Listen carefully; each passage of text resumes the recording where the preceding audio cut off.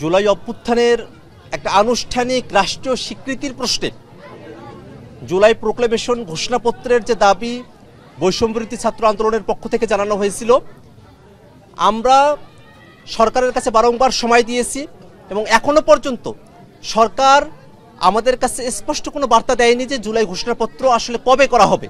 কিন্তু আমরা সরকারের কাছে দাবি জানাতে চাই যে ছাত্র জনতার পক্ষ থেকে জুলাই প্রোক্লেমেশনের যে দাবি উত্থাপন করা হয়েছে সেটা যেন অবশ্যই কার্যকর করা হয়।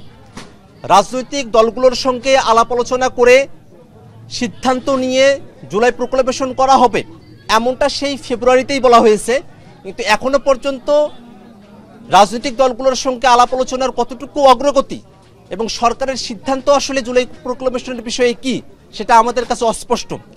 আমরা সরকারের কাছে তখন যারা দাবি জানিয়েছিলাম তারা এখন যারা নাগরিক পার্টিতে আছি তারা এখনও দাবি জানাই যে সরকার যেন জুলাই ঘোষণাপত্র জারির একটা দিনক্ষণ ঠিক করে এবং জাতির কাছে জুলাই অভ্যুত্থানের একটা আনুষ্ঠানিক রাষ্ট্রীয় স্বীকৃতি স্বরূপ জুলাই অভ্যুত্থানের ঘোষণাপত্র জারি করে। জুলাই চার্টারের কথা এখন সরকারের তরফ থেকে বলা হচ্ছে, রাজনৈতিক দলগুলো কোন কোন বিষয়গুলোতে একমত হচ্ছে সে একমতের বিষয়গুলোকে প্রাধান্য দিয়ে সেটা একটা শপথের মতো বিষয়কে মাথায় রেখে জুলাই সনদ করার কথা বলা হচ্ছে। সেই যে জুলাই সনদ হবে সেই জায়গায় রাজনৈতিক দলগুলোর মধ্যে যে ঐক্যমত্যের জায়গাটা তৈরি হবে সেখানে যেন আওয়ামী লীগ প্রশ্নের একটা মীমাংসা থাকে, আওয়ামী লীগকে নিষিদ্ধের কথাটা স্পষ্টভাবে উল্লেখ থাকে। সে দাবিটা আমরা যেমন সরকারের কাছে জানিয়েছি, একই সাথে বাংলাদেশের যতগুলো ফ্যাসিবাদ বিরোধী রাজনৈতিক দল আছে সকলের কাছে আমরা এই দাবি জানিয়েছি। আমরা বিএনপি, জামাত বা অন্যান্য যে রাজনৈতিক দলগুলো আছে তাদের কাছে আহ্বান রাখবো যে আওয়ামী লীগ প্রশ্নকে মীমাংসা করতে হলে বাংলাদেশে যে রাজনৈতিক ঐক্যমত্য দরকার, জুলাইতে যে ঐক্যমত্যের মধ্য দিয়ে আমরা আন্দোলন পরিচালনা করেছি সেই ঐক্যমত্যকে একটা স্বীকৃতি দিতে হলে জুলাই চার্টারে রাজনৈতিক ঐক্যমত্যের মধ্য দিয়ে আওয়ামী লীগ নিষিদ্ধের কথা উল্লেখ থাকতে হবে। কিন্তু আপনারা এটা কোনো দিনক্ষণ বলবেন কিনা যে দাবি তো ফেব্রুয়ারি চলে গেছে, ফের মার্চ, এপ্রিল, মে শুরু হয়েছে, আপনারা কোনো কথা বলা হয়েছিল? জুলাই ঘোষণাপত্রের বিষয়ে আমরা সরকারের কাছে সময় দিয়েছিলাম, সরকার আমাদের থেকে বাড়তি সময় চেয়েছিল, কিন্তু দুর্ভাগ্যের বিষয় এখনো পর্যন্ত সে বাড়তি সময়ের সময়সীমা শেষ হয়ে আসেনি সরকারের তরফ থেকে। আমরা সরকারের কাছে স্পষ্ট করে জানতে চাই যে জুলাই সনদ কবে নাগাদ এটা করা হবে, জুলাই ঘোষণাপত্রের বিষয়ে সরকারের অবস্থান কি সেটা সরকারের তরফ থেকে পরিষ্কার করা হোক। একই সাথে যে জুলাই সনদের কথা বলা হচ্ছে সেটা রাজনৈতিক ঐক্যমত্যের ভিত্তিতে যখন করা হবে সেখানে যেন বাংলাদেশের মৌলিক সংস্কারের যে বিষয়গুলো আছে তার যেমন উল্লেখ থাকবে, একই সাথে আওয়ামী লীগের নিষিদ্ধের বিষয়টি রাজনৈতিক ঐক্যমত্যের ভিত্তিতে উল্লেখ থাকবে। এটা আমরা দাবি আকারে সরকারের কাছে যেমন রাখতে চাই রাজনৈতিক দলগুলোর কাছেও রাখতে চাই। কিন্তু অন্যান্য রাজনৈতিক দলগুলো তো আওয়ামী লীগ নিষিদ্ধ চাচ্ছে না, তারা তো বলতেছে না, বিএনপি, জামাত, অন্যরা কেউই কিন্তু আপনাদের দাবির সাথে একমত এখন পর্যন্ত আমরা মাঠে দেখছি। তাহলে এই জায়গায় আপনাদের কি অবস্থান হবে? যে এটা কি শুধু এই সময় বাড়ানোর মধ্যে থাকবে বা আপনাদের কোনো কর্মসূচি হবে কিনা, আন্দোলন হবে কিনা, আপনারা কি বলবেন?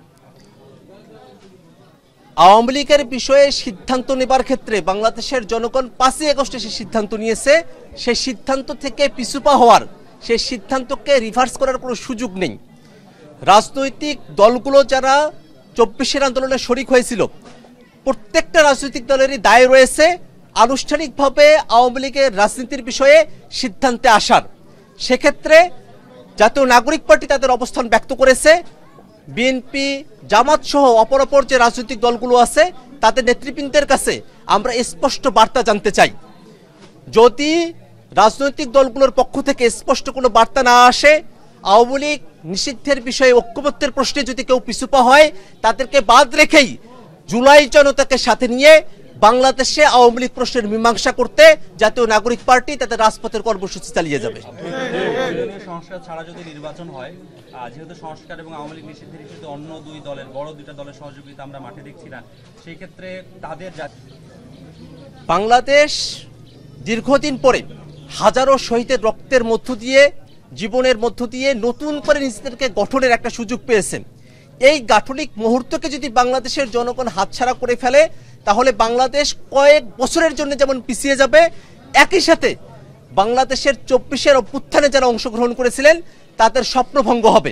অতএব জুলাইতে মানুষের যে আকাঙ্ক্ষাকে ধারণ করে রাজপথে এসেছিল, সে আকাঙ্ক্ষার বাস্তবায়নের জন্য অবশ্যই মৌলিক সংস্কার এবং বিচারের দৃশ্যমানতাকে প্রকাশ্যে নিয়ে এসে তারপরেই নির্বাচনের দিকে সরকারকে অগ্রসর হতে হবে। এক্ষেত্রে যদি মৌলিক সংস্কারের প্রশ্ন এবং বিচারের দৃশ্যমানতাকে পাশ কাটিয়ে নির্বাচনের দিকে যাওয়ার পায়তারা করা হয়, সেক্ষেত্রে অবশ্যই সে নির্বাচনে অংশগ্রহণের ব্যাপারে এনসিপি সেই সময়টাতে বিবেচনা করবে যে অংশগ্রহণ করবে কি করবে না।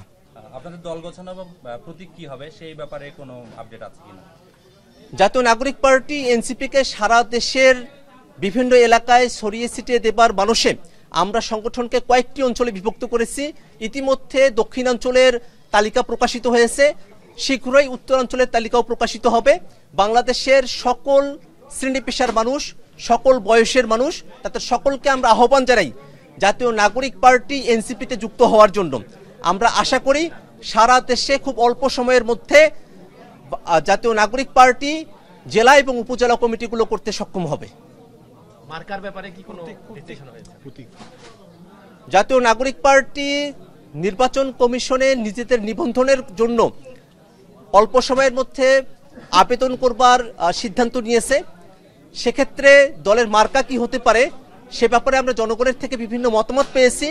সেই মতামতগুলো যেমন যাচাই বাছাই চলছে, একই সাথে বর্তমানের সাথে প্রাসঙ্গিক এবং আমাদের দলীয় আদর্শের সঙ্গে মানানসই এমন কোন মার্কাকে বেছে নেওয়ার ব্যাপারে আমরা চেষ্টা চালিয়ে যাচ্ছি। এখনো পর্যন্ত বিস্তারিত জানাবার মতো সময় আসেনি।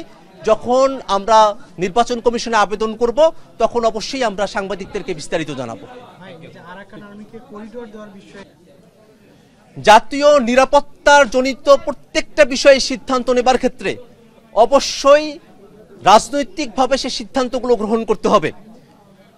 যদি মায়ানমারের এবং বাংলাদেশ বর্ডারে হিউম্যানিটেরিয়ান করিডোরের প্রয়োজন হয় এবং সে প্রয়োজনীয়তা হয়তো কিছু ক্ষেত্রে রয়েছে, কিন্তু সেটা রাজনৈতিক দলগুলোর সঙ্গে আলোচনা করে তাদের সঙ্গে ঐক্যমত্যে এসে জাতীয় নিরাপত্তার বিষয়টিকে মাথায় রেখে তারপরে এটা করা যেতে পারে। শুধুমাত্র একক সিদ্ধান্ত নিয়ে করিডোর দেওয়ার মতো বৃহত্তর সিদ্ধান্তগুলো সরকারের গ্রহণ করা উচিত নয় বলেই আমরা মনে করি।